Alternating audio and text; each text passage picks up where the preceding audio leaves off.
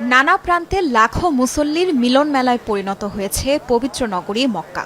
ধর্মপ্রাণ মুসল্লিদের পদচারণায় মুখরিত পবিত্র কাবা শরীফ। মসজিদুল হারামে তাওয়াফের পাশাপাশি চলছে গুনাহ মাফের প্রার্থনা। আল্লাহর দরবারে হাজির হতে পেরে আবেগাপ্লুত মুসল্লিরা নিজ দেশের পাশাপাশি দোয়া করছেন গাজাবাসীর শান্তির জন্য। মক্কা আসতে সারা জীবন সাধনা করেছি। প্রথমবারের মতো কাবাঘর দেখতে পেয়ে আমি খুব খুশি। আল্লাহর দরবারে হাজারো শুকরিয়া যে তিনি আমাকে এখানে আসার তৌফিক দান করেছেন। সিরিয়ার ইদলিব থেকে এসেছি। আল্লাহর ঘরে নিজ দেশের শান্তির জন্য দোয়া চাইছি। সেই সাথে গাজাতেও যেন দ্রুত শান্তি ফিরে আসে এই দোয়াও করেছি। আল্লাহ সহায় হলে শত্রুদের মোকাবেলা করা কঠিন কিছু নয়।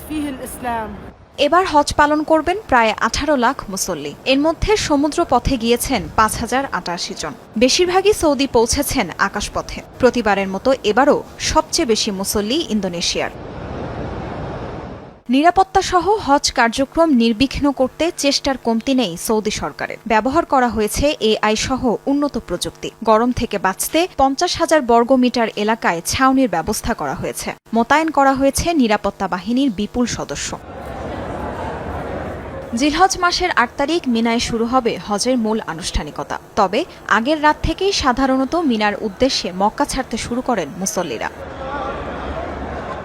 বুধবার সারাদিন মিনায় অবস্থান শেষে পরদিন আরাফাতের ময়দানের উদ্দেশ্যে রওনা হবেন মুসল্লিরা। আরাফাতে অবস্থানকে মূল হজ বিবেচনা করা হয়। সেখান থেকে মুজদালিফায় গিয়ে রাত যাপন শেষে শয়তানকে মারার জন্য পাথর সংগ্রহ করবেন হাজিরা। 10 জিলহজ ঈদুল আজহার দিন জামাতে শয়তানকে পাথর মেরে কোরবানি দিয়ে মাথা মুন্ডন করবেন। এরপর কাবা শরীফ বিদায়ী তাওয়াফ করবেন তারা। 11 ও 12 জিলহজ বাকি আনুষ্ঠানিকতা পালনের মাধ্যমে হজ শেষ করবেন লাখো মুসল্লি।